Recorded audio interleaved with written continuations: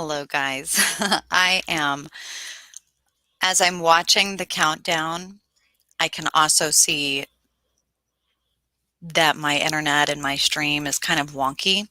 So I don't know if it's because of the internet or connection. So I am just minimizing all of my things because I know that I just want to be smooth. If it can't be smooth, then I may come back later this evening.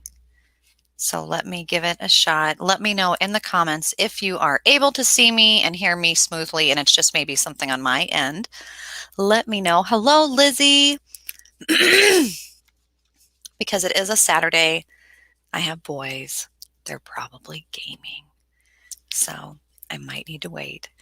But I really don't want to wait. It might be the universe's way to make me wait. Liz says, well, my internet is also wonky. So maybe it's just something going on. But can you hear me? Can you see me? Those out on the ether, I see that there's a handful of people joining us. Hi, John, from everywhere from Instagram to YouTube. How is your Saturday going? How is your evening? I hope it's well. I have had a really good evening. I ate some barbecue, tried out a new location here in the Brainerd Lakes area, which is really, man, I've really missed barbecue. I'm from originally Kansas City, Missouri, so I called up and I was like, hey, what kind of barbecue do you guys have? And the small voice on the other end, oh, I don't know, hold on. They were very nervous because, of course, there are different types of barbecue. It's true. So, you guys, I'm going to do my very best tonight to, hi, Meta. So good to see you guys. I'm going to do my very best tonight to try and cohesively speak about alchemy, which is something that I teach when I'm working with witches and spiritual people and doing mentorship. But in my new launch of this political podcast, which I'm trying to get around Facebook, reporting, people basically reporting it or it getting flagged and it not being able to be shown. So big surprise. When people are asking me like, where can I find it? It was on YouTube as well. So I'm trying to get it out there enough to decide where it will eventually go, and can't even do that. So it was a little bit of a struggle, but we're getting there. But why have I chosen to do this? Why the name that I have chosen or have gone with when you see it? And why in the world do I think that spirituality, science, sexism, even psychopaths have anything to do with anything that's going on right now in the world? Well, first of all, I can tell you that since my last recent political podcast went up, and I've shared with those of you on my social media the struggles of once you go out into that space and you speak on something, you immediately become vulnerable to trolls. Absolutely. And that I knew that would happen. I expected that to happen. And then people were asking, how do I emotionally deal with that or expect to deal with that? Weighing the pros and cons. When I'm speaking in a therapeutic type, counseling type, psychology space versus when it's public speaking, speaking to children, speaking to an adult, speaking of, or speaking to an adult, I'm going to do my best to kind of cater my language. So when I was getting my formal education, and I say formal because oftentimes people will ask where I got my education or what is my experience in education. And that is very much important. And I appreciate that question. I don't have my doctorate yet. And I know I always say that because, you know, I feel like that's a goal of mine, a personal one. And it's about finances ultimately. My privilege or lack thereof. But in my efforts to continue my education, you go from being in a formal education where you are under or speaking with on behalf of a public like establishment or an organization. So in my undergrad at MU or Columbia or these locations or when I got my master's at Chicago, you're a part of that organization. So anything you do when you're an active student, if you publish something, it's going to be kind of associated with those organizations. Or when you're a work citizen, an employee, you are in essence a reflection of your organization. You're like an extension of the source. So there's certain rules and guidelines. When you're in an informal or should we say private sector? That's what we refer to it. And in private sector, there are no rules. For a very long time, I didn't know that there were different private sectors in every area of life. I really felt like the world was very black and white. Of course, I had experienced ghosts and I had strange phenomena happening around, but I thought that was normal. It wasn't until I became Paranormal Sarah that things kind of became a little strange in comparison to other people as I grew and experienced life. So when I'm working with other people, when I'm working with witches, when I'm sharing alchemy, I wanted to do this publicly in a space so that my friends and family that are heavily Christian, we're talking Southern Baptist, we're talking clergy in the Catholic Church, we're talking people that really take their religion to the essence of that word. And I appreciate that. People ask, in the field of psychology, that's a very big field. It's like asking someone what they've studied and they say math. The realm is huge. For me specifically, psychopathy, specifically interrogations and assessments and interviewing, the very dirty word of profiling. Now, language, hypnosis, the wakeful state. I'm yelling at my dog. These are all very important pieces of the puzzle that working, whether it be in the paranormal or working in the psychological spaces with clients on the late night wing of Western Missouri, it didn't really seem to matter after enough time and experiences happened. Things meld into each other, whether you like it or not. And so there's my birthday girl, April, my beautiful vampire queen. Ooh, April, I'm going to become independently wealthy this year, and then I'm going to come and stay at your bed and breakfast, and we're going to write a poetry book together, and I've already got the name of it, and it's going to be fantastic. Ooh, I can't wait. I'm manifesting that, just so you know. Anyway, I wanted to share with you this space of alchemy and how magical it is for me, and how I struggle, why I went into the private sector with, the separation of church and state. Because when I'm looking at Democrat, Republican, black or white, racism, sexism, that we went from Black Lives Matter to suddenly Asian hate crime, and the use of language, propaganda and media, language and censorship of language, terror and the state of fear. Sometimes I write these words down knowing they are all major indicators of stress and like life change and cultural evolution, and and these could be headlines in a book of a criminology course. These are all things that you learn about in criminal deviance. I mean, broken window theory, psychoanalysis, Carl Jung. These are things that in the paranormal, when you go beyond the physical vessel, that you're discussing. Hi, Mary. So there's so many different ways that this is integrating itself into physical life. Now, astrology, I recently had a troll online go, like I'm going to take the, wait, like I'm going to take the opinion of somebody who uses the stars to measure things. I know.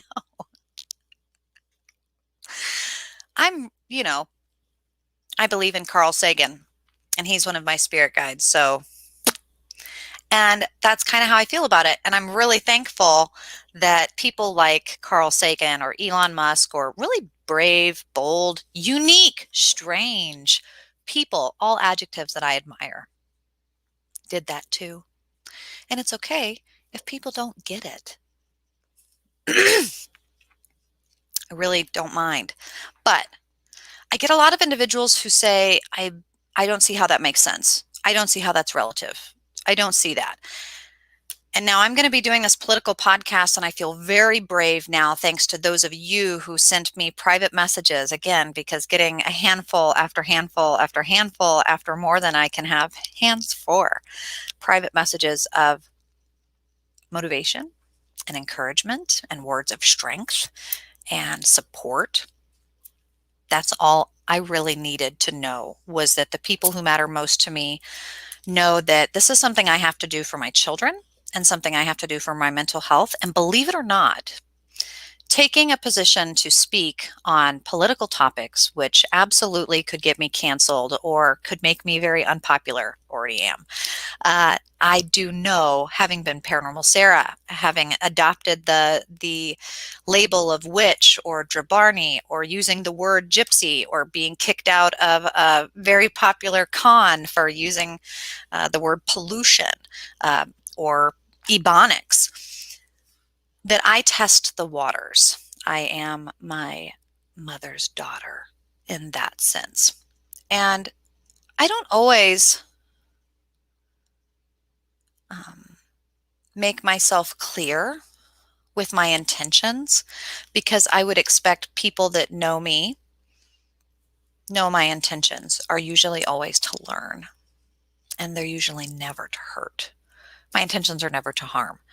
My goal is that we can all understand and communicate things, and that things are better for everyone, which I do think, I hope, is the goal that everyone is sharing. So when we use the words or see the words unity, that we all make sure we mean and are saying the same thing. Now, in my occult classes and spell work and invocation and spell writing and interrogation, interviewing and assessment, and conversations with people, and trying to communicate with schizophrenics or someone that has severe autism or a traumatic brain injury, trying to communicate in different ways, whether that be sign language, whether that be eyes, whether that be mouth communication. All of this absolutely melds into you when you realize that these are all very important tools to just understanding, empathizing, intuition, psychic connection. You know, in my early 20s, somebody said, "That's not fair. That's not fair. She shouldn't be able to be a psychic at the psychic fair here, even though her mom and her grandma and her nanny and everybody like basically helped establish the organization."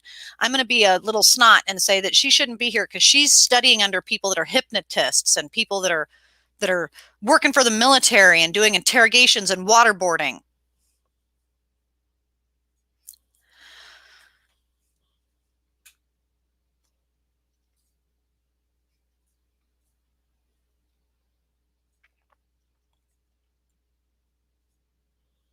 I really love Mr. Rogers and how he used silence.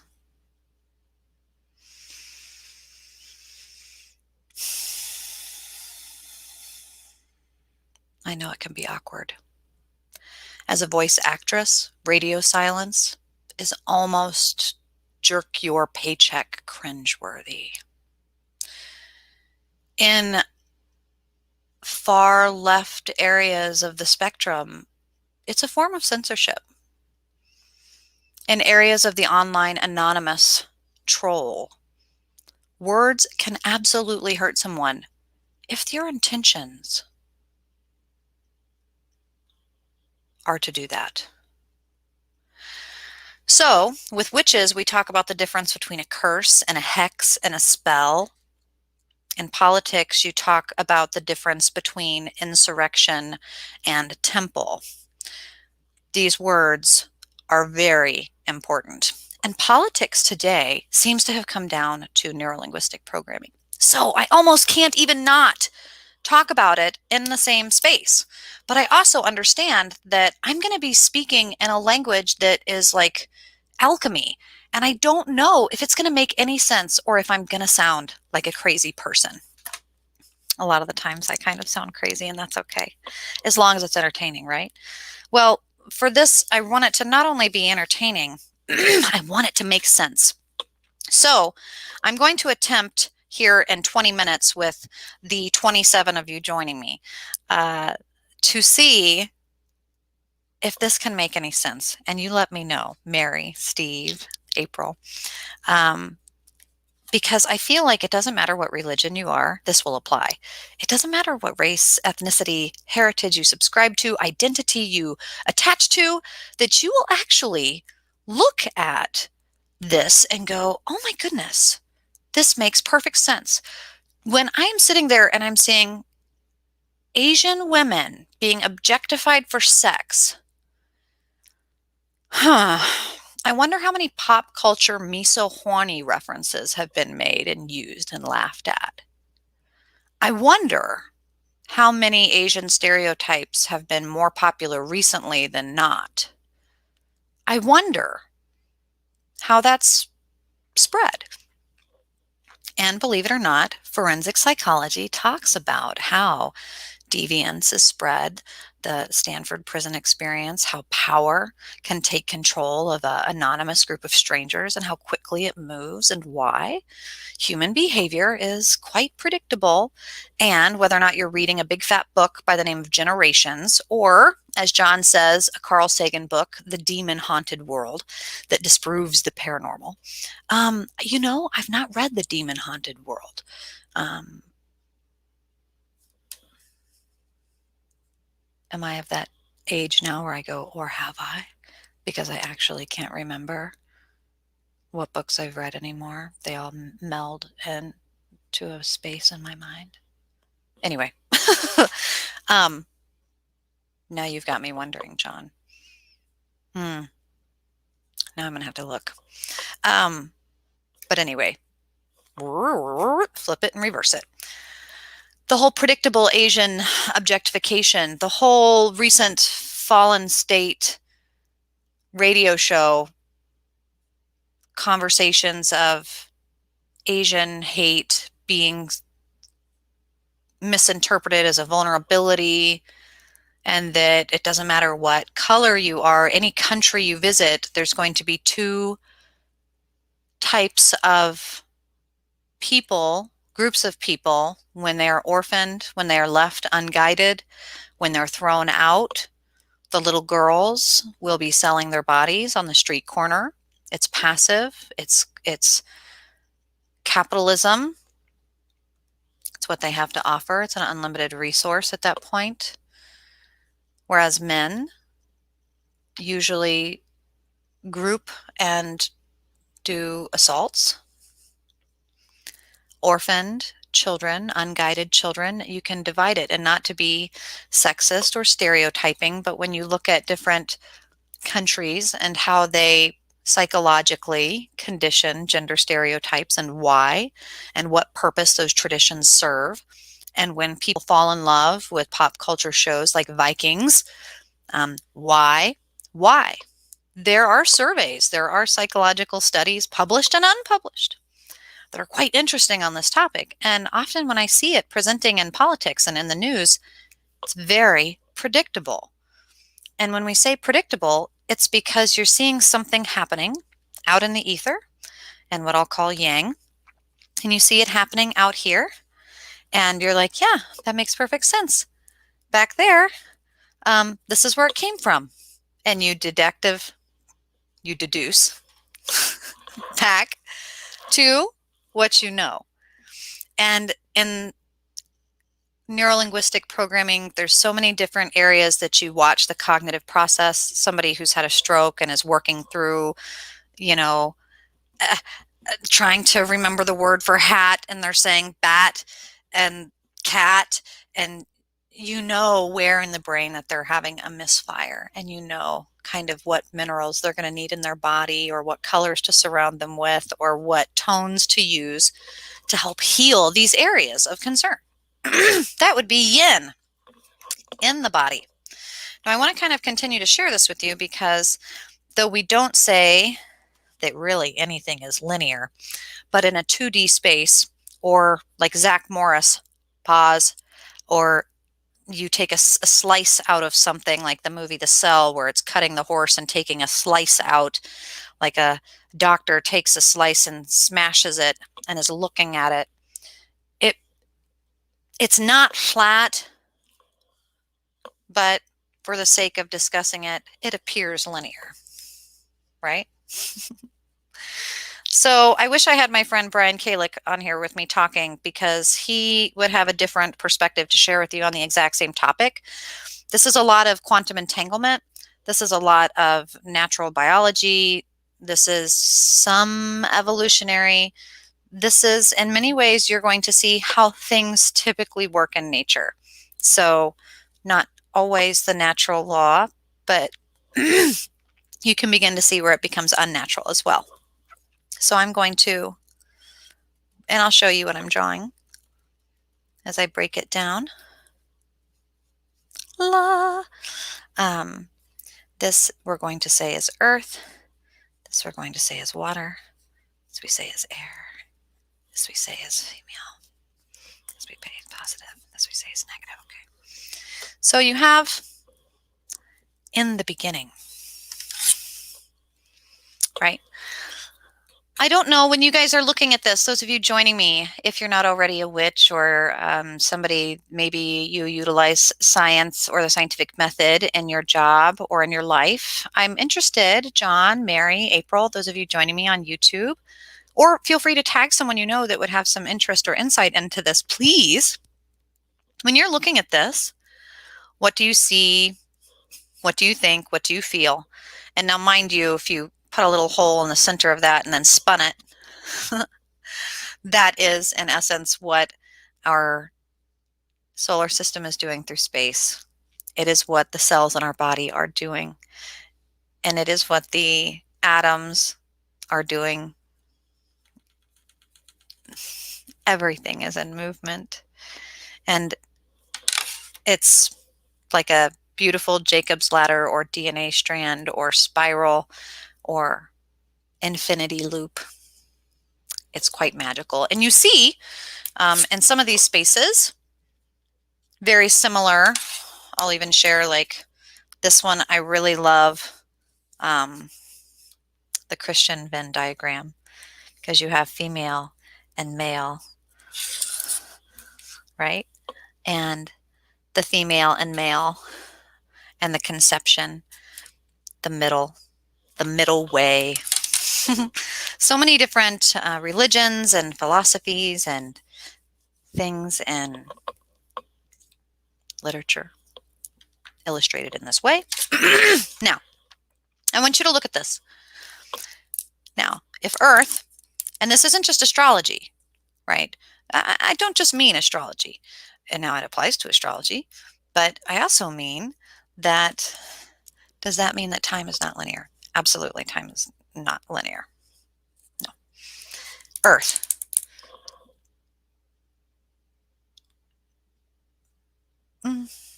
That's a good discussion. That's a very complicated discussion, but I slightly discuss it in my second published book, Quantum Parapsychology. But I would have expanded upon it from them. So it's worth a discussion. Anyway, Earth. This, it's practical. Earth is where your intention is. This is in the beginning. This is if you are looking at things linearly, which we as humans do a lot, and we have to because we have to simplify things. We go back to our past. We go back to our thoughts. We go, let me think about that. We sit back. Our body language sits back. Whenever you're watching somebody, if they lean back, if they're doing this, well, back in the day, their language will suggest back. They will be an adjective to back. These things are taking us back in time. And there will also be latitudes, longitudes. They will give you the time, space, and place. Almost unconsciously, people will do that. It's like having a damn DeLorean. They're plugging in right where they're taking you back. When I lived in Maryland in 1822, we just do it. It's kind of fun to listen to people's language unconsciously. They're taking you back to the beginning, to when it started for them. And in essence, this is when the practical, patient, kind, hopefully slow growth of whom we are is taking place. And astrologically, Capricorn, Taurus, and Virgo, they come into this kind of mode and element. But depending on many other variables, it will play out. But earth signs are like of the earth, like earth and how earth works. When you think of throwing baking soda on a fire, when you think of it in an elemental space, when you think of how earth responds in a tornado and what takes damage and what doesn't. Earth is calm. Earth, when walking out on earth, a bare ground running on the sand, you don't hear much. It is silent.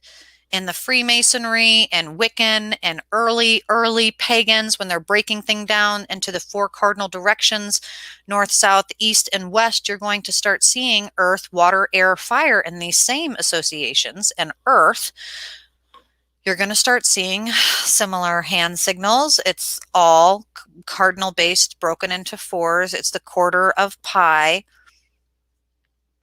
Becomes sacred geometry, really. And Earth is a certain space, time and space. All of your things will go to a time and space, and that would be Earth. But then people naturally, and energy naturally, we think something like Johnny Appleseed, we plant that seed, and with time, you don't know what it looks like yet. It's still a seed. We nourish it. It's slow, patient, it's silent. We feel things, water, emotions, intuition, deep, blood, semen, urine, water, life force, water, chi. Both things, earth and water, being, passive, polarity, being considered feminine. The feminine signs, water, emotion, intuition, love. When your water breaks, you have a baby and you're connected by the umbilical cord, and how all of us were once connected in the umbilical cord of the womb, where we were water breathers, like Tin Cup in that Waterworld movie. We had gills, right? Water. Back in the day, maybe, when we could feel and were connected and emotional and cry, because when you think of Cancers and you think of Scorpios and you think of Pisces, these are emotional signs in the astrological space. It's where water comes forward. It's tides. It's lunar. Ooh. Okay. And then here in the middle, I kind of have this divine spark, because this is the liminal space, right? This is purgatory. This is the precipice. This is where we no longer are. There is no middle ground anymore. And when I tell people that I work in necromancy or gatekeeping, or when someone is describing reaper magic or the crossing over or the veil, these kinds of spaces, the veil is thin. It's right here. It's between air and water. It's a certain actual elemental space, and it's describing not only a dimensional space, but a feeling and we're breaking it down. You'll see it's the precipice, the meniscus. It's when people right now on this crazy conspiracies that space is water, and that to get to Mars you have to go through the Arctic hole of the ocean, and it's a portal, and you lose gravity, and water. Man, you could just go down this wormhole forever. But anyway, we'll stay somewhat relatively foundational into science, believe it or not. And water, this space right here, this is very important that people understand. We all have a thought, and then we go, ooh, how do I feel about that? So I like use the example, I want to be a comedian. Man, I think I'm going to be a comedian. How do I feel about that? I don't know. I don't feel like I'm any good.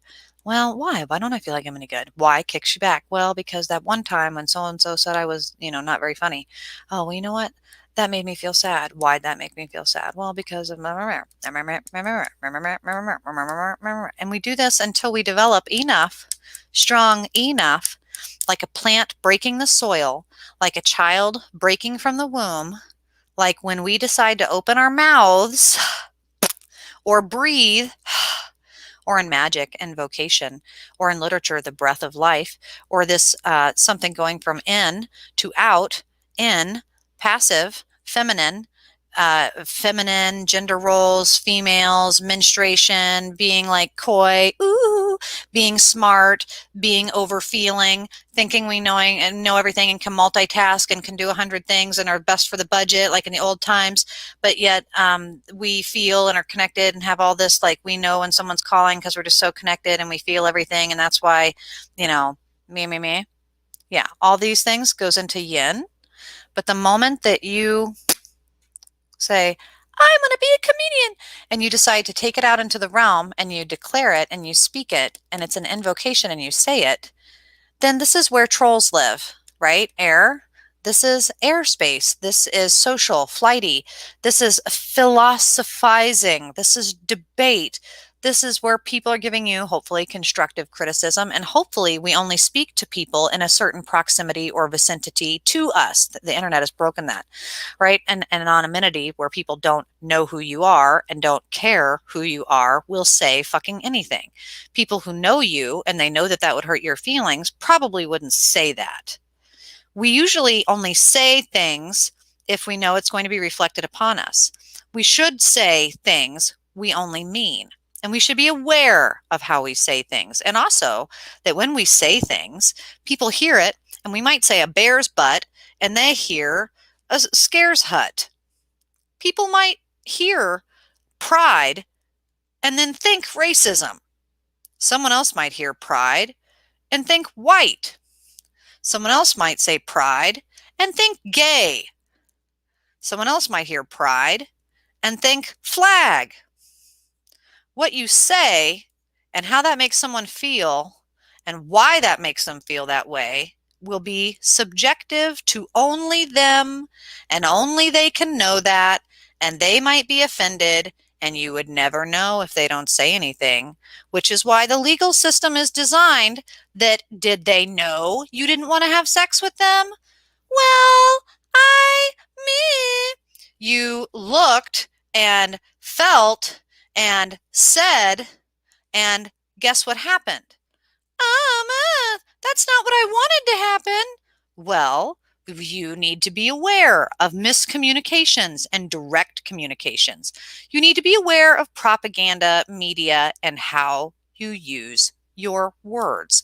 What headline says what? When I say don't use that word and someone goes, stop being a privileged white person, you're just being racist by even saying that it's about the words. You know what I meant. It doesn't matter if I speak ghetto or I speak with a master's degree. You know what the fuck I meant. Well, when you say it like that, I know you're worthless, but you could have said it differently and it would have showed some professionalism or integrity. The fact that you know better and did different tells me a lot about you. Call it profiling, call it observation, call it discernment. It's important to do.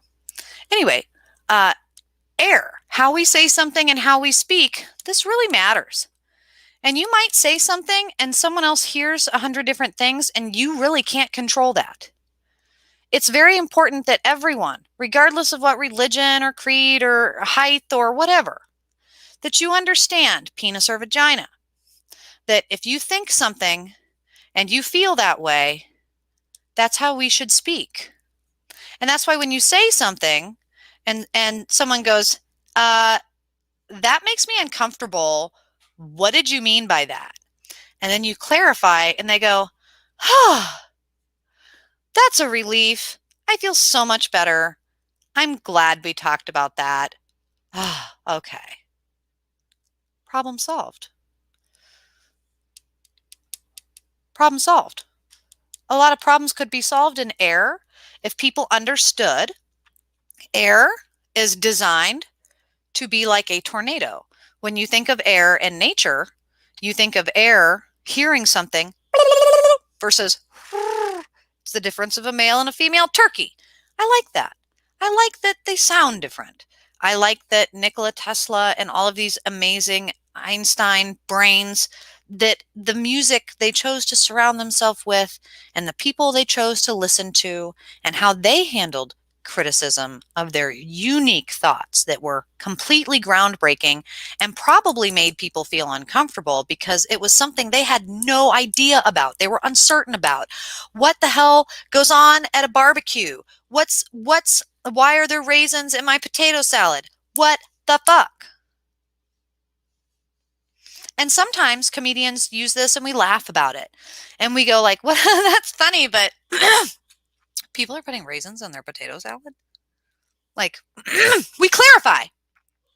What? Yeah, some people do that. Tonight, had a really fun time. Again, I'm from Kansas City. And there's a barbecue place in town that I didn't even know about. I've lived here now for 2 years. Well, I got to go try it. Everyone says it's amazing. I go, I get it, bring it home. I try their barbecue sauce. I put it in my mouth. I go, I put it in my body. How do I feel about this? Oh my gosh, you know what? This reminds me of, notice my language. You know what? This is someone cooking back there. I already know someone that's cooking back there is inspired by people from like Tennessee or Kentucky. This isn't so mustardy and so sour that it's East Coast, but it's definitely not Southern barbecue, and it's not St. Louis, so it's on the other side of St. Louis. It's definitely not Kansas City. How do you know that? Well, I have done it enough that I know I'm from Kansas City. I love barbecue. I try it every time I travel. You can learn when people start to use a vinegar and a mustard base versus like a molasses base or like a smoke base. You can tell. And so by knowing that, it's a geographical thing. You can also tell sauerkrauts. Every culture uses rice and cabbage, how they pickle a cabbage and use a cabbage as a sauerkraut or like a picklin or a kimchi versus like how a culture uses a cornbread or rice, whether it's going to be jasmine rice or sticky rice or long grain rice. I think of Anthony Bourdain and these amazing people that were able to use their language to depict the beautiful things that we celebrate about cultures based on how people feel and what we all love. Everyone loves food, everyone loves music, and we like to laugh. So we can talk over these things. We can talk over food. We can talk and laugh at public outings when we are sharing things like sports. When it's a lighthearted area, things can be lighthearted. And guess what? In this pandemic and cancel culture, one of the major areas of censorship, taking the yang away, this is where power takes place. We hate to be too sexist and say that the yang polarity, also known as the masculine space, but in the yin and the yang balance of male and female entities, we don't mean just male as in it has a penis. Women can also be an Aries, believe it or not. Women can also be a Leo.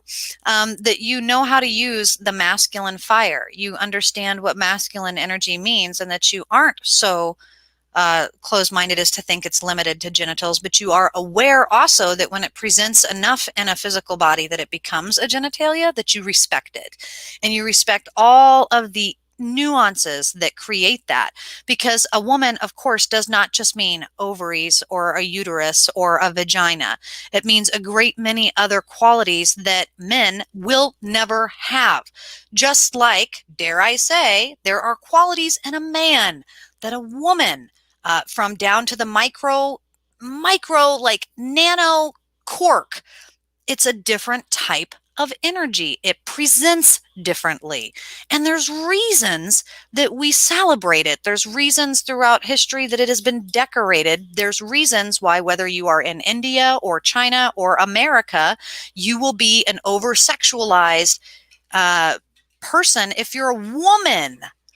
And if you're a beautiful woman, if you're a passive woman, if you're, dare I say, an earth or water sign woman that doesn't know or feel better and has been damaged in those areas of her psychoanalysis, these are going to present as a woman who caters to passivity and vulnerable crime. She's going to become not, it's predator prey. And you see it. It was so fantastic. Recently, because I do watch all crazy areas of the internet, believe it or not. And in politics, you can go anywhere from Fox News to Alex Jones. You can go anywhere from, I forget the name of the show I was watching. It was a beautiful Indian man, and he was sitting there with Alex Jones, and they were discussing Ghislaine Maxwell.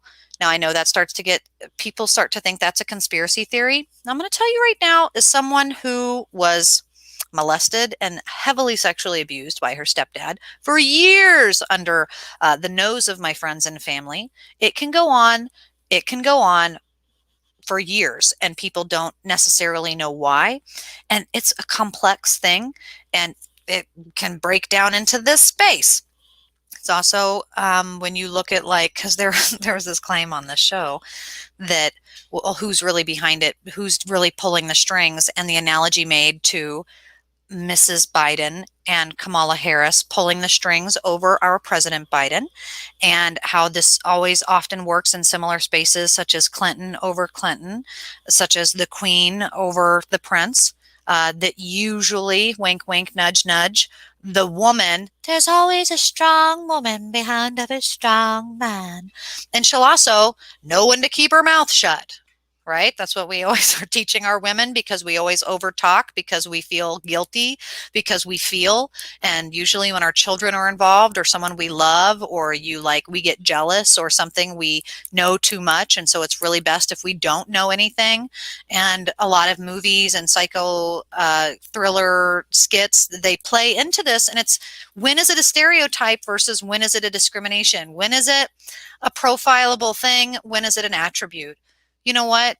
You don't have to decide whether it is or isn't. You don't have to be responsible for that. What's really exciting is you can determine, based on observation and fact and evidence, what it is you want to celebrate and what it is you want to just simply be aware of. I'm aware as a woman that I like to know what there, tell me what's going on. I'm going to know everything. The stereotype that women will become FBI agents if there's the thought of a lie or a paranoid thing, that we know how to backdoor every phone and do this and where everything's at. It's not always true, but women are capable of multitasking. This is true, anatomically speaking. And when you've got children and your mind is in many places and your body is in many places, you are quite literally, I can do everything you can do bleeding. Only it's not entirely true. We can't do everything a man can do at the level of a man doing it. A man is different. They are different. But we are over here breastfeeding and menstruating and dangling a child and doing whatever else, nurturing usually. It's an emotional attachment, and it's really linked to biological attachment. I mean, oxytocin, hormones, things that up until a few hundred years ago would have been mythical magic. Hormones. Well, you can't see that. Guess what? It's bottled in perfume now, and you can pay extra for it. Tell me that it's magic. It's real. And the fact that you're trying to dissolve it, that you are trying to differentiate, erase the celebratory attributes that really are the stronghold, it's very clear what we're putting here and what we're taking from here, what we're differentiating in politics and what is being said in the headlines, where yes, there's more serial killers that are male because they get caught. Why is that? Because yang, or that polarity of masculine energy, that is the saying and doing. That ideally every single one of us, we want to think something, we want to feel it out, we think and feel till we decide it's safe, and we do it with people we trust to speak about it. Someone says, oh, that's stupid, that's not a good idea, or did you think about this? Did you think about this? Oh, I hadn't thought about that. It kicks it back. Oh, I hadn't thought about that. Oh, now I'm thinking about that. Oh, okay, well, now that I think about that, I feel differently. Oh, okay, now I think about that. Oh, I feel good. Okay, what about this? Oh, it's good. Once everything is good in air for the most part, or you know enough to be strong-hearted, this is how we build pride, by the way, because people may not always like what we're doing at first, but then on the way back, they like it and give you applause. You know, it just took 20 years of people telling me I'd never be anything and that I'd be a piece of shit. And then now I'm here. And they feel pride. And people give them a round of applause. And they say, wow, you're so strong. You've had such tremendous strength to be able to endure. And you know what? If people hadn't shit on them up until that point, they couldn't technically say that. But in hindsight, they go, I appreciate that now. And gratitude and appreciation for everything that people do, like even when they shit on you, to be able to go, you know what? I see what your intentions were. I see that we are not going to be friends now. I can see that I now know something I didn't know, and moving on.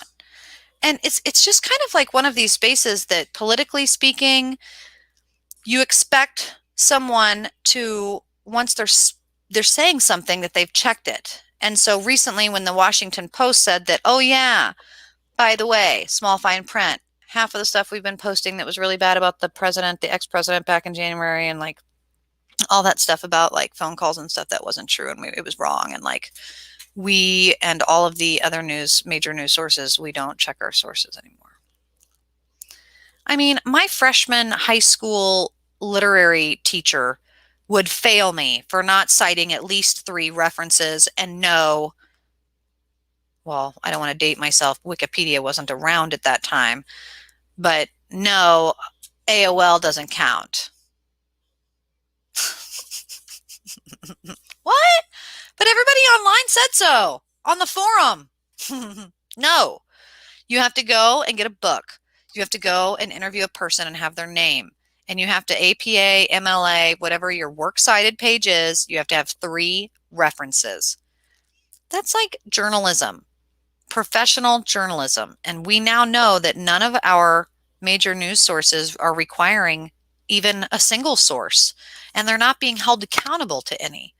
And that's not cool. And that's not okay. And that's important that they are actually, because legally they have to apologize and like dedact that stuff and go, oop, beep, beep, beep, beep, and that they're doing it, but they're doing it in small fine print on like Sunday's paper that no one's going to read. And they put it under a big Kardashian headline that is not going to work. And it's just very frustrating. It's very frustrating. And so I think it's really important that people just go directly to the source. And so if you and I are talking or listening or discussing something and you say, well, that's not what I heard. And I'll go, well, where did you hear that? And when I say that, it's not ever me implying like, well, I don't believe you. People seem to think that that's what it is. When I say, ooh, where'd you hear that? I mean it with the full intention that I'm going to go check it out for myself and I trust you. So there's this airspace that people are afraid to talk. They're afraid to be misunderstood. They're afraid they're going to hurt someone's feelings. They're afraid. And if you know what your intentions are and you have felt your way through it and you know that, well, at this point, it makes me feel too guilty not to say something than to, as long as I speak my intentions clearly, then I just have to go full steam ahead. And that we do that because we have to work towards a future. The goal is to think, feel, say, and do things in a harmonious, cohesive way. That's the yin and yang way that it works. This is the way energy works. This is the way magic works. When someone says they're an earth witch or an air witch or earth, Iowata, I call forth the guardian of the watchtowers of the west, or a Freemason's raising his hands, or someone's doing one of these, believe it or not, we really are all doing the same thing, and it comes down to polarity and elements and modes and the zodiac and the way that it's presenting. And why this matters is because this stop Asian hate. Now, as a neurolinguistic person, I read that, and I'll show you why this is weird to me. And it was stop Asian hate. I'll be honest, Black Lives Matter was actually a better battle cry than this. This is the worst. And I'm going to tell you why. Anytime that you put stop, anybody a parent here? How well does that work when someone doesn't know anything about a culture? When people are naturally curious, when people, you go, you know what, you like my Chinese food and you like my nail salons and you like my masseuse, well, get to, know more. Well, we want to know more. You do want to know more. To stop implies whatever you're doing, whatever you're liking, whatever curiosity you have, stop it. And anytime, this is the problem in hypnosis too, when people come and they say, I want to stop smoking, I want to quit something, and then we get down to the nature of the word and that you really don't want to stop and you really don't want to quit because you don't want to be a quitter, and you're not ever going to actually stop placating certain feelings that you might have that aren't healed, that self-soothing medicated addictions serve. So you can't just stop something. That's not how energy works, right? We always say it does not die, does not cease, it does not stop. The unmoved mover, it's already in momentum. Well, what can I do? See, you get it. You do get it. You feel it. You know. You can't stop something. Don't think of a big fat blue rabbit. Guess what? Tell someone not to do something. That's the first thing they're going to do. Stop in the name of love. Beautiful. That was smart. That was smart. That's how you use, and that's how you manipulate language. You understand? Stop, actually, like a stop sign, implies people to stop, pause, think. What do you know? Now, maybe that's what they were implying, but it's not how it's being used. So then you do Asian. That's very important, but it's also very important that if people don't want to be segregated and they wanted to cease racism and you want to blend everyone into the same thing, then you can't go down the wormhole of having segregated spaces. So now we're going back to these like Columbia College giving out scholarships based on race. That's racist. Giving out certain awards because of something, that is discrimination. Or saying, okay, well, instead of celebrating this and this, we're gonna do none of it. We're gonna erase it. Because we don't want to take the time to get to know, that's the history. You got to go back. People want to erase it. They want to destroy it. They don't want to go back. They don't want to think. They don't want to stop. They don't want to feel. They might be tired of feeling. They might be felt enough. They might be hurting when they're feeling. They may not know what they need to know. They may not have anyone to help guide them or love them or suggest to them spaces for constructive criticism. That might be real. Segregation does that. It's really sad. People that feel like they can't speak to someone or ask a question, or a little kid to go up to somebody and go, "Why are you in a wheelchair?" Like, you should be able to ask, but you should know how to ask respectfully. Don't be scared, sweetheart. Those people don't want to feel any different. And in fact, they aren't different in the way that we might think. And what we should do is go up and talk with them, get to know them by getting to know them personally. So, deep breath. Okay, let's think about, okay, what are we going to say? Ooh, I like your wheelchair. It's really cool. Or do you want to not even mention the wheelchair? Maybe that's what that stuck out. But what else do we notice now that we've seen them? Now that we're taking a moment to stop. They've got a Pokemon thing like you. They really like Pokemon. You're right. They may not like Pokemon, but maybe you could go ask that. And then you guys will talk. And then you can talk about intimate things. And you look about like how you teach it with children.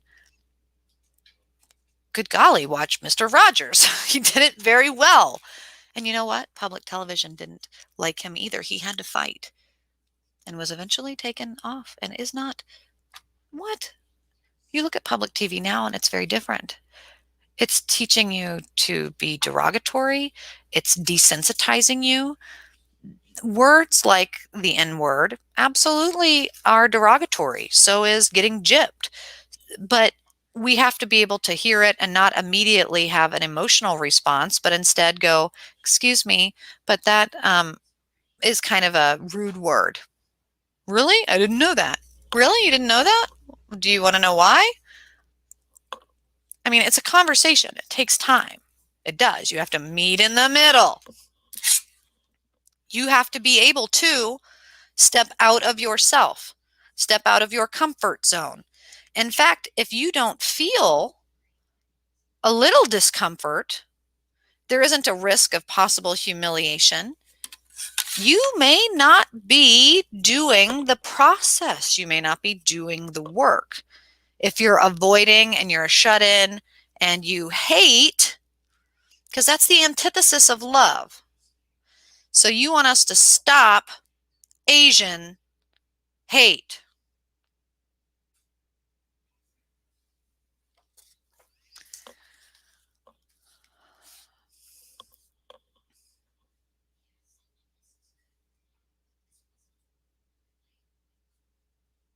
Celebrate Asian love.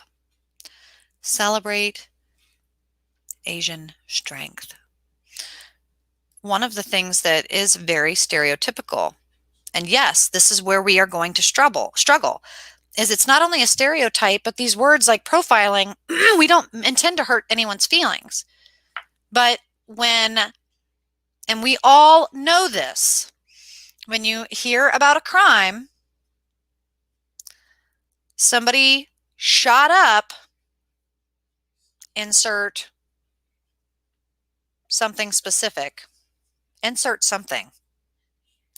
If someone is a mass shooter, what do they look like? Is it a woman? They old, elderly? Are they Asian? Probably not. Probably not. I bet a mass shooter is probably a middle-aged to young male from the ages of 16 to 35, struggling with hormones, struggling with being heard, and has had some type of a mental break. And they're going to be on an adrenaline high, and they're going to go. And I'd probably be right. Now, you're looking at Munchausen by proxy. You're looking at somebody who poisons their stepdaughter over a series of 5 years, slowly in the food. Is it going to be the dad or the mom? Things that take time and thought and a lot of premeditative things are usually female, which is why they don't get caught. They think about it. They stew on it. Crimes of passion, those who get caught, and accomplices are usually male. Usually passive males are accomplices. There are just certain stereotypes that you begin to see and understand, and they, in whatever category or field you work in, they're predictors, they're attributes, they're things that we are going to find ourselves in a pretty tricky space politically and socioeconomically in this really unique nightmare where you want to stop Asian hate, you're going to have to erase Asian culture. What? That's right. When you think of Asian culture, and if you're going to celebrate it, now mind you, I think probably Asian American, their culture looks very different than an Asian who currently lives in an Asian country. I didn't know what word I wanted to use there. Because again, you begin to see the issue. But you take certain demographics, certain geographical locations, and you go, okay, this is Persian, this is Egyptian, this is South African. Like we're taking regional areas of the continent, but then we're going to take certain countries over here. That's kind of funny. Somebody that's Australian, somebody that's now, do we depict someone looking Irish from Scottish? Do they look very different? Well, you can tell by the way they're clothing. You can tell by their food. You can tell by their accent, the way they sound, their air, the way they feel, the culture, the things you would have to ask to celebrate that diversity. It's going to be different in all sorts of ways, and not just ways that you can see, but things that go on in the privacy, behind doors. And those are all just as important, if not more so. And we, of course, if we're not of that culture, would have no fucking idea about those things. So we're going to have a natural curiosity. And how do Americans deal with curiosity? Well, American history and its curious space, it's not just exiled people and the bold of their countries and the rebels of the countries and the prisoners and slaves of other countries. It is people that were coming to land already with Scandinavian Vikings and indigenous I mean, hundreds of different tribes of people here. You had French fur traders here. It's Christopher Columbus was not the first one. And so, of course, there's all sorts of different parts of history. And we say, well, why did this person become memorialized? Why did this person have statues? Well, they probably had more money. They probably put more money into their ego. They probably wanted the award for the most awards, things that really aren't important. Really. I mean, I guess they are. We're still talking about him and upset about, but what have you done for me lately? Mm-mm-mm. I mean, you have to think. You have to stop and think. And one of the reasons that I was sad, yes, even with indigenous culture, yes, even though I know that Christopher Columbus and other people in American history have committed a major atrocities, one time and time over and over again.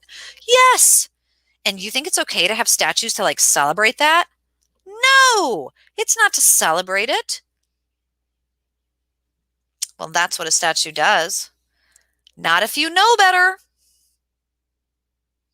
I remember walking with all sorts of different people throughout Park University, stopping at different grounds, slave trade locations, and thinking, my goodness, can you even imagine? That's horrific. And that when you drive up through Parkville still, you get your ice cream. I remember laying the sandbags in the flood of 93, watching all of the little places that I sat and got a root beer float with my dad and blew bubble gum from their little gumball machine get destroyed. And all of that culture get destroyed and those statues get destroyed. And some people were really happy that we weren't going to have to look at those memorials. But then I remembered that evil endures if you don't remember it. And the good things will wash away if you don't remember them too. You have to remember the good and the bad and learn from them both. And you have to be able to celebrate the good and remember the bad and know the difference. And the statues endured. The root beer shop did not. It changed into what is now Stone Canyon Pizza, which was my very first job flipping pizzas when I was 13. And now, even still, decades later, people have no idea. The sign has changed, and people have no idea that on one side of the road, the tombstones don't get cleaned as often, and they're much smaller, broken. The language is more simple. They don't even have all the dates chiseled in. And just 300 feet up on the right, you'll see beautiful tombstones of marble and shiny, some with still fresh flowers on the grave. One's a black cemetery and one's a white cemetery.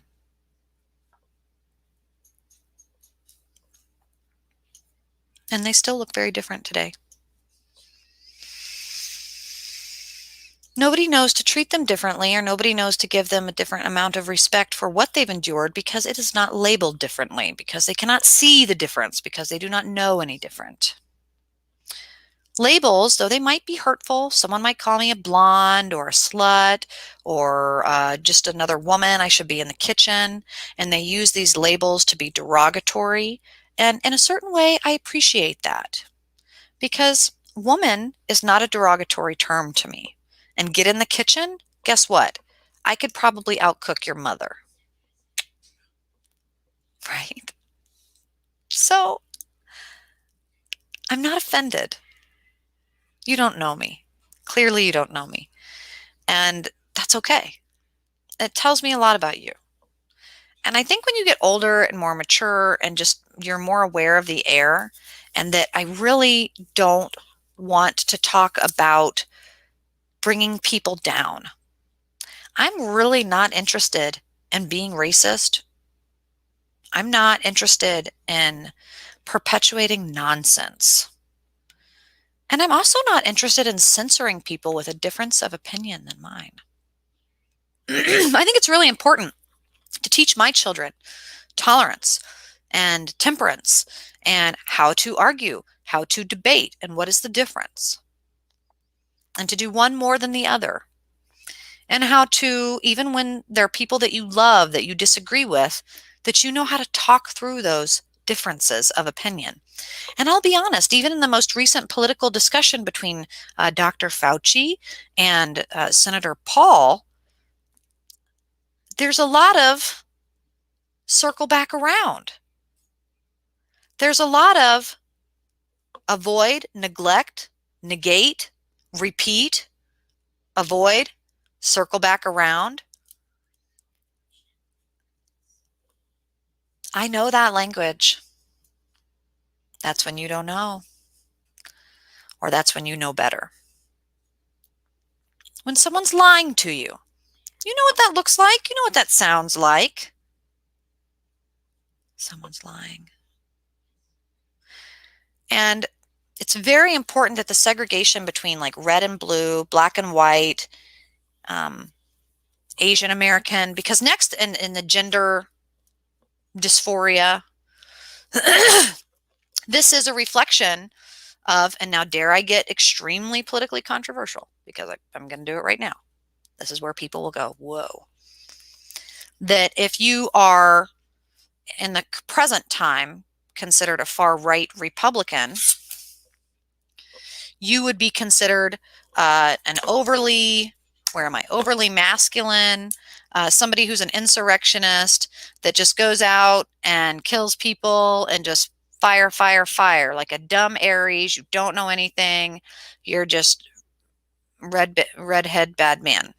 Bad man, man of mans, manly men. We're having sexism. We're having egoism. We're having all of the male stereotypes. For God's sakes, the guy they focused on raiding the Capitol, who's like a shaman, rich boy, conspiracy theorist blub, like, please get a better hobby, dude. I mean, we appreciate the abs, at least. Sure. No. No. No. Had to be wearing a dead animal, had to have horns, had to look like a big male Viking with the, no. No. No. No. Anyway, fire. We associate fire with spontaneous, idealist, passion, not always thinking, full speed ahead, like, Mel Gibson on the hill, just rage. But that's not always a man. Now, is that why they're on the front of the fields in the battle and then, honey, there's a noise, go check on it? Because they're bigger. They know how to navigate sounds. They are of this. They aren't overthinking. They are masculine. There are times when something that my husband and I will both be dealing with, like our children, and I am just emotional. And I'm so emotional that I am like bursting at the tears. And I look over and man, he's just eating Cheetos. And I get even madder. Why aren't you with me? Why don't you join me in my pity and anger and emotions? And then I take a second and I stop and I ask myself why I'm upset. And I am thinking and feeling and thinking and feeling. And then I realize, I look at the difference in him. He's not thinking or feeling. Or he's thought it to the point of why is it rational to be feeling this way? If you can't do anything about it, then you shouldn't act that way. And I look at that ability to control your actions, the peace of mind, with being able to use the best of your energy.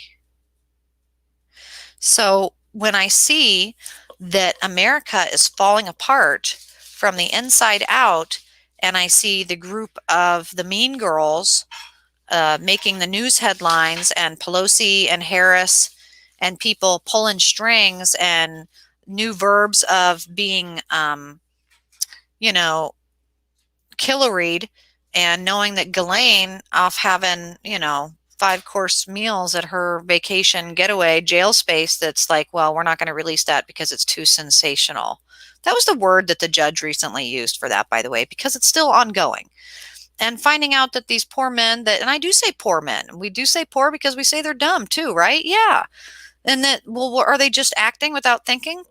Sounds like it. Sounds like they were picked for that job, actually, by a woman who knew what she was doing, who had political strongholds and knew, oh my God, I've been over sexualized as a woman. You know what? I bet I could record political people like doing shit to young girls. And I bet I could get young girls and make it a frame and make it a setup. And I bet I could make a lot of money blackmailing people. And my dad knows a lot of those people already. You know what? I'm bored. Just, it's just, it just reeks of certain energy. And you watch it and you look at the energy and you see who's where and you see who's doing what and you pay attention to the whole shit show. And then you look at the words that are being used. And one of the things that is most beautiful about, say, for example, Asian cultures, like if I watch The Last Samurai, for example, which I know is in many ways an atrocity because it's just Tom Cruise and it's Hollywood. What can we say?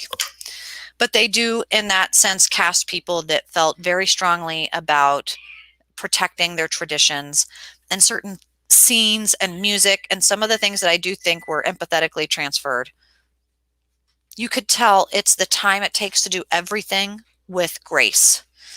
And when you read their literature and you actually go into that culture, the female form is so beautiful, young, innocent, immortal, gentle, passive, all of the traits that are fine tuned of the utmost of that energy of the yin and yang, and that masculine energy that is, like right now, China kind of teaching their youth in this space is to be strong, strengthen numbers, village, and how to work together and cooperate, and how to be strong, and how to work cohesively with doing the things that you can celebrate within yourself. Meanwhile, America is putting black women and black American women, I want to say, now again, I'm not a black American woman, so I can't speak for them, but for the friends I've had that I've asked about their experiences, or the strangers whom, believe it or not, have you? Yeah, I do. And if you know me, you know that I do. I'll ask like at dance routines or dance things, and just like, say, for example, if I'm at a crumping competition and somebody's crumping, and after the crumping competition, it's the twerking competition. Okay, well, whatever. Sure, I'll watch it. You watch. And predominantly black girls. And then one white girl gets up there. She looks like the bad Barbie girl. It's just interesting. And either she's assimilating, or she's a snowflake, or she's stealing the culture, or there'll be select black girls that treat her like they did any of the other girls, and they criticize her just the same. And I think, well, it's just dancing. It's just twerking. It's just shaking your ass cheeks. As women, aren't we all, in a sense, being deviant? Why does it matter? Why are certain people thinking certain things? And the truth is if you're not a certain color, or you're not a certain gender, or you're not a certain Section 8, you don't do, buy, or say certain things because you may not know anything about that. You don't know anything about that. But how would we know if we don't ask? And so there has to be communication. There has to be communication that even though you don't know anything, so therefore you're ignorant, you're not rude, you're not trying to offend, and people know that. Right now, there's so far on ends of the extremes, you can't. And so I understand when you look at the crime and the criminology of it, that in American culture, you have certain demographics, inner city demographics, thanks to gentrification and eugenics and things like Planned Parenthood and things that are by design breaking up communities, red Xing them, if you will. And so you have certain segregations that are there, good or bad, but then you treat them differently, good or bad. To treat them differently, schools, grocery stores, the price of things, the medicine, the types of vaccine, how soon, these kinds of things based on the demographics, and then lie and go, oh, I don't know why we don't have a Whole Foods down on 36th in Chicago and Minneapolis. I think there's something else there right now. I don't know. Yeah, people just got shot and died there recently, like a week ago. And they didn't make the news headlines. Nobody cared about them. From what I have heard, very kind young black male who was working within the community to help the youth and went there. Mind you, it's a George Floyd memorial. In the daytime, in the afternoon, got in an argument and got shot and died. And that didn't make the news. At the George Floyd Memorial, he was shot by another black kid. Nobody will care. People will expect that. That's predictable. Well, he knew. Oh, she was raped on the street corner on a Friday, drunk at a sorority frat party where she was wearing a miniskirt. I mean, we're not going to say it's her fault, but she should have known better. See this fine line in what you know? What can you do about it? Now, this has been the really big question, and I think like from Joe Rogan to Alex Jones, like from running the gambit, from CNN to Fox, but what can you do? Well, if you're not always clear, and like whether or not I'm using this in the mental health community or the witch community, or even in your spell work and manifestation or intuition, you may not always know what to do in the future. And that's okay. We don't need to know everything. But if you take the time to just go back, or take the time to meditate, or take the time to be silent and listen, and write down what you do know, and take note of what you do know to be true, the things you love, the things you know that you are capable of, and be proud of those things and love those things. And you know that you want to share those things that you love with other people and spread that kindness and do nothing more than that. And then you go out into the air and you should expect you're going to get probably 50-50, regardless of your content. It could be the best content in the world. 50-50 are the odds. Air is always gambling. The likelihood you get some shit, some feedback. You have to know how to use air. You have to know how to expect it. I expect people to call me blonde. I expect people to call me dumb. I expect people to call me this. I expect, sometimes there are things that catch me off guard. That's interesting, actually. But there are certain things we should expect, and we stay consistent to eventually do, working towards our future, that we're going to do, and hopefully these things come to fruition, and it's going to come, and it's going to happen in yang. It's not going to happen alone. It's going to happen and be dependent upon others. It's going to happen in the village. It's going to happen in the air. It's going to happen in the yang. It's going to happen in a masculine space. There's always going to be men taking all the credit. There's always going to be some general, some colonel, some president standing at the top. There's always some man, whatever. The strongest, the meanest. In a recent interview, and that's why psychopaths are always the CEOs, is because they just don't care. No, no, no, no, no, no. Let me tell you the magic of a psychopath. They know every category. They know this system. They know how this system fucking works from beginning to end. They know how to get what they want without getting caught, preferably, and without people being able to mess them up in air. And they do it without guilt because they know boundaries, something which is do a circle, boundaries, salt. We want to make sure we have salt, sand, that we put our earth and things around so we don't feel, so we don't let our demons in. Water, so you don't feel about it, so it doesn't spread.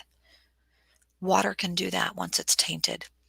All it takes is somebody to whisper in the feminine. Well, that's not what I heard. What do you mean? What did you hear? If you don't know, you might do something stupid. You need to check what you heard and not let it affect how you feel until you know better. Don't ever feel without a good no. It's okay to feel when it comes from air, like you just got news that your dad is sick. Of course, I'm going to feel because I know the likelihood of what could happen in the future, and that you put it all together and you start feeling a swarm of depression and anxiety. And the more you know and the more you feel, the more you start getting bipolar personality and border personality disorders, dissociation, and highly OD type self-medicating behaviors. Because once you go down the wormhole and you know too much and people think you're crazy and you can't not say something and you feel too, if you don't know how to contain your boundaries, can get very crazy very fast. Very important. But one of the things I love about this is that this applies to like everything, guys. And this applies to things when I'm thinking of clergy and like, why is it that only men need to be clergy? Why can't women be clergy? Aren't we equal? It's not about them having a penis. It's about the fact that they are designed to say and do without thinking. The reason demons are often feminine or yin or negative, ew, girls are bad, girls are Lilith and Eve, and why we bear the menstruation of giving birth and back and water and feeling and emotion and the burden. It's because in. What's wrong? Nothing. I'm fine. Oh, okay. Men, they don't think and feel. And I mean, of course, I'm saying that. Of course, you think and feel, men, right? You're creatures. But and one of their strengths is that they are capable of managing that space very well. They default to not thinking and feeling. Women default to not saying and doing, believe it or not, which is why they mismanage air, which is why women gossip, which is why they are not good at air, which is why a group of women is far scarier to me than a group of men. A group of men I can lead. A group of women, unless I know what each one of them thinks and feels, I'm not going to entirely know how to make them do anything. And that's why clergy are not designed to love or have a family of their own to have to nourish and take care of. They are, by design, a disciple of Christ, to only speak and do the Word of God, not to think for themselves or feel any which way about it. And when I ask clergy sometimes, how do you feel about that? And then they give me a response, somewhere in my heart of hearts, I lose a small amount of respect for them. If they are not regurgitating scripture to me, I want to know how they really feel about it, but it should always be going back to God, right? Of course, they're free to think and feel. But what does a clergyman do once they take the oath? You've thought and felt enough about it. You no longer matter. You are of the cloth. I don't care about you. I don't want to know your stories and how you empathize, because you don't. You're not a drug addict. You've never gotten a woman pregnant. You don't know how those things work, and you can't empathize with me. That is why you are a man of the cloth and why you are anonymous. It's why you are able to give me my penance. It's why you're able to tell me through the grace of God what it is I can do to receive forgiveness of how I feel through the confession of error.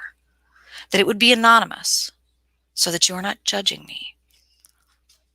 It's very, very magical. In fact, it's very beautiful and sacred. So when I see a woman trying to say, well, I can do that too,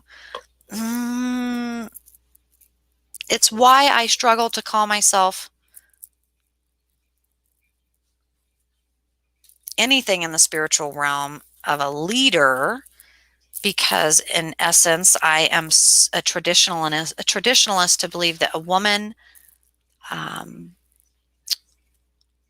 my best strength is by example, not always by leading.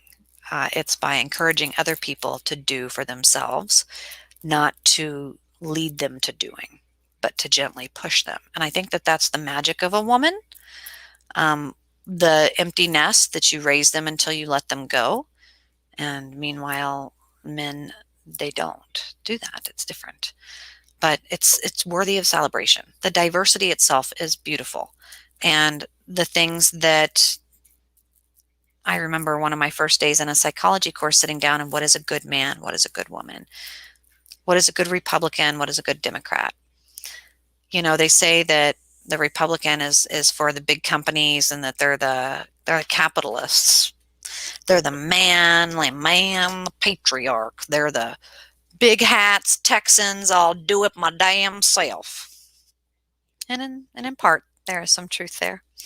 And that the left, the far left, would be gender confused liberals that just want socialists, government to do everything for them because they don't want to do anything. That liberals just don't make any rational sense. They just are all about feeling and they're just so stuck on the past. Whereas the Republicans, all they can do is talk about their ego and their future this and the, insurrectionist that and steal all the nuclear weapons and ride them like cowboys into the bald eagle infested skies. I don't know what people think in those far extremes. I don't know. I listen to it on occasion when I'm just listening to the range of political discussions, and I find that the middle way. I find that I am a woman raised by my dad. I'm a tomboy.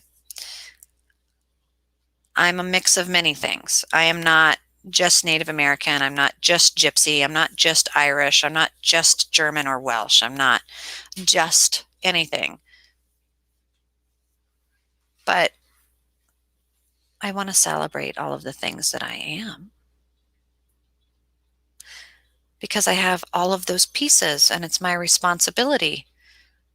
If you're one piece of the whole and I happen to have 7 pieces of that whole, it is a great responsibility, and I expect to hold that through air, that people are going to tell me I'm not enough, that I'm too white to be native, that I don't deserve to have braids or feathers, and that I don't truly understand the upper, middle, or lower grounds, and I don't commune, and I don't take mushrooms, and I've not walked the path, and I've not been initiated, and they wouldn't know my story. They wouldn't know until they asked me. They wouldn't know that a lot of what I would love to celebrate was eradicated by white colonial patriarch men here in America.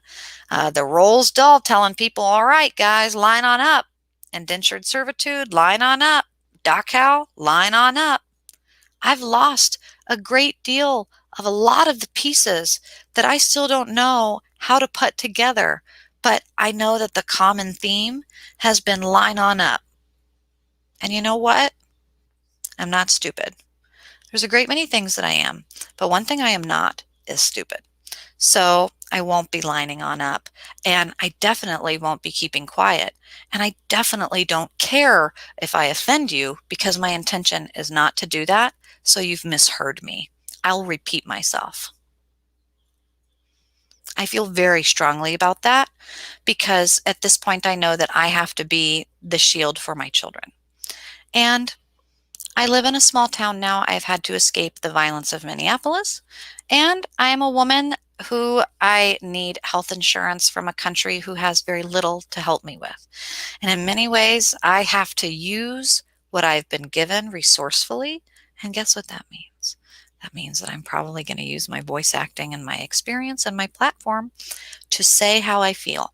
And I really hope that you guys will continue joining me in that endeavor, and that tomorrow morning we are going to be going through some of the bills. Again, I did one last night. It did not post. Facebook wouldn't let me. It said that apparently you can't even say the TRUMP word, or you get all of your content taken down. So it's going to be very difficult to mention anything in a political space if I can't actually use the words. So I am learning sign language. I've been learning now for many, many years. I never feel brave enough to do or speak in sign language. One of my favorite astrologers he's not an interpreter. He's he signs. And I love because he is very eclectic and he does like energy and like season, and he does open hand gestures in a different way that I really like.